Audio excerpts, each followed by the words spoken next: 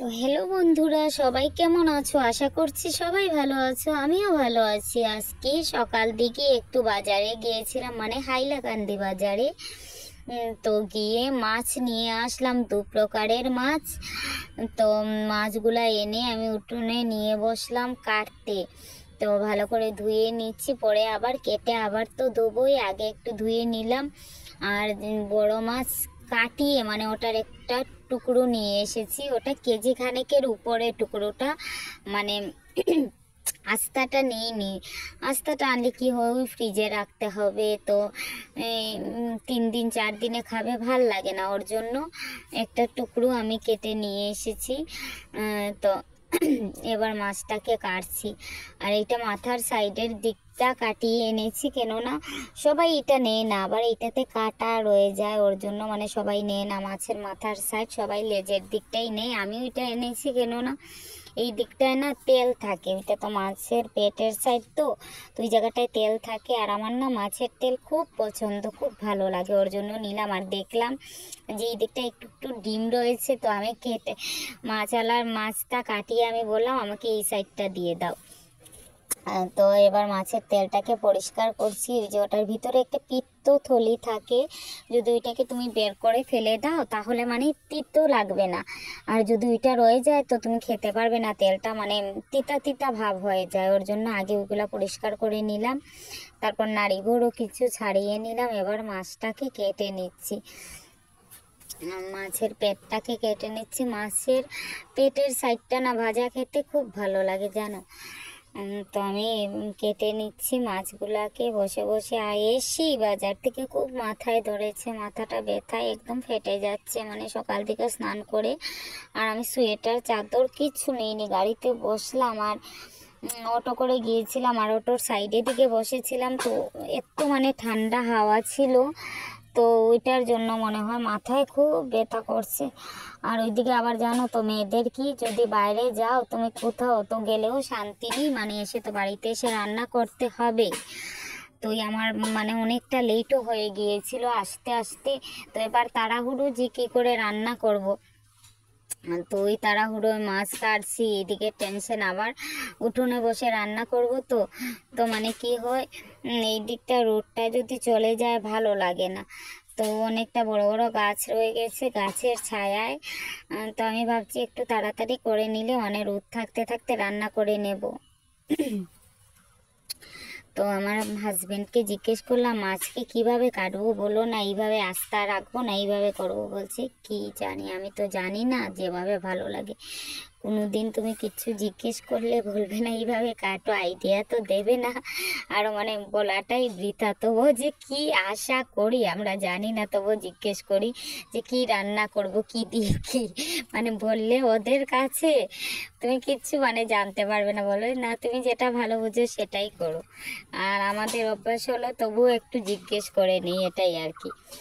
তো এবার দেখতে পাচ্ছ এই মাছটা কেটে নিয়েছি, আর এইদিকে ওই মাছগুলো এইগুলো কাটছি। এই মাছটা না কি বলো তোমরা, জানি না, তো আমাদের এইদিকে এটাকে লাচো মাছ বলে আর কি, লাচো এটার নাম। তো এটা না খুব মিষ্টি মিষ্টি, মাছটা খেতে খুব হেভি লাগে। তো আমি দু জাতেরই মাছ নিয়েছিলাম। আর এবার উনুন থেকে আমি করছি, এটা তো জানো টেম্পোরারি উনুন, তো আমি একটা বানিয়েছি উনুন, আমার আগের ভিডিওতে দেখেছো তোমরা। উনুনটা শুকিয়ে গেলে ওইটাতেই রান্না করব। তো এইটাতে অনেকটা না ছাই জমে গিয়েছিল, ছাইটা তুললাম, তুলে কড়াই বসিয়ে তেল দিয়ে দিলাম। এবার মাছগুলো হলুদ নুন দিয়ে ভেজে নেব। তো মাছ দিয়ে ভাবছিলাম যে ফুলকপি আলু দিয়ে রান্না করব। ঠান্ডার সিজনে না মাছ দিয়ে ফুলকপি আলু দিয়ে খুব দারুণ লাগে, ধনেপাতা দিয়ে রান্না করলে। তো এইটাই করবো। তারপর অনেকটাই ডিম সিদ্ধ করে গিয়েছিলাম বাজারে যাওয়ার আগে, তো ওগুলো ডিম তরকারিও বানাতে হবে। আর আমার মানে মেইন সমস্যাটা হলো মাথা ব্যথা, একটুকু মানে ভাল লাগছিল না যে কি করে রান্না করব, আর করেই যে মানে খাই আর না খাই একটু বিছানাতে গিয়ে শোবো, এইটাই অবস্থা। মাথার ব্যথায় মাথাটা একদম ফেটে যাচ্ছিল। আবার আস্তে আস্তে করে রান্নাটা সেরে নিই। তো রান্নাও সারবো কি, মাছও তো অনেকটাই, মাছ দু প্রকারের মাছ, তো দুটাকেই ভাজতে হবে, তারপর তরকারি ভাত, অনেকটাই দেরি হয়ে যাবে। আমার না উঠোনে বসে রান্না করতে খুব ভালো লাগে জানো, তারপর খেতেও খুব ভালো লাগে। না ঘরের ভিতরে কি হয়, কেউ তো থাকে না, একা একা বসে খাবো। তো আমার উঠানে বসলে আমার যাই হোক মানে খুব ভালো লাগে খেতে। আমার মাছ ভাজা হয়ে গেছে, তো মাছগুলা তুলে নিচ্ছি।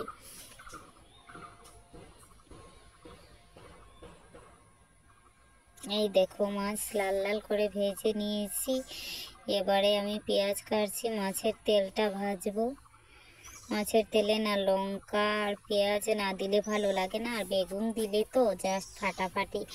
কিন্তু কি হলো জানো, মানে একটা কাজ না তো মানে মার্কেটে যে গিয়েছিলাম শুধুই বাজার করব বলেই, সেই উদ্দেশ্যে না, অন্য একটা কাজ ছিল, তো একসাথে দুটা কাজ করব, তারপর বাড়িতে আসবো রান্না করব।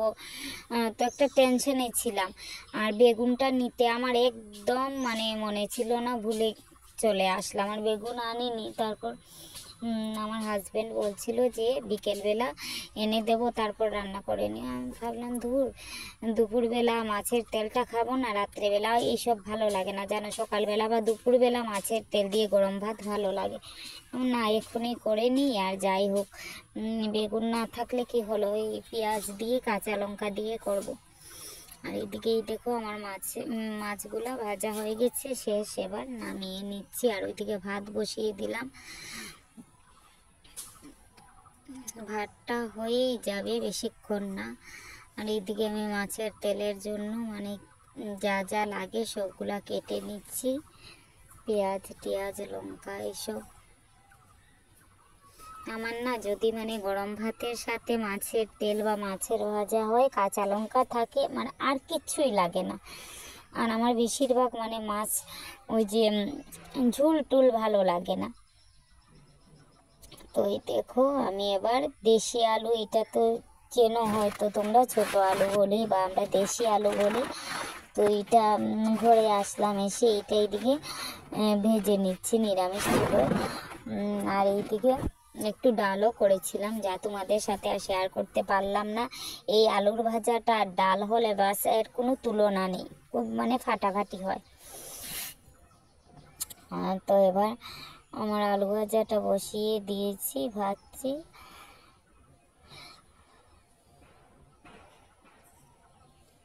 যদি ডালের সাথে মানে ডাল না আলু ভাজার সাথে ফরাস মিষ্টির ডাল হয়, তাহলে তো আর বলেই লাভ নেই, একদম এটা মানে খুব খুব ভালো লাগে।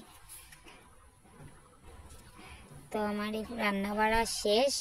আর ওই যে মাছ দেখলে ঝট করে আমি মানে সরিয়ে নিলাম, তোমরা বুঝতে পারলে না, ফুলকপি আলু দিয়ে রান্না করেছি। আর এইদিকে দেখতে পাচ্ছ ঢুন্ডুল, তো এটাকে আমরা পোড়ল বলি। তো এটা পোড়ল একটা তুললাম, এটা বড়া বানাবো। আর এইদিকে আমার আলু ভাজা হয়ে গেছে কমপ্লিট। তো সবাই ভালো থেকো, সুস্থ থেকো, tata bye bye, next video আবার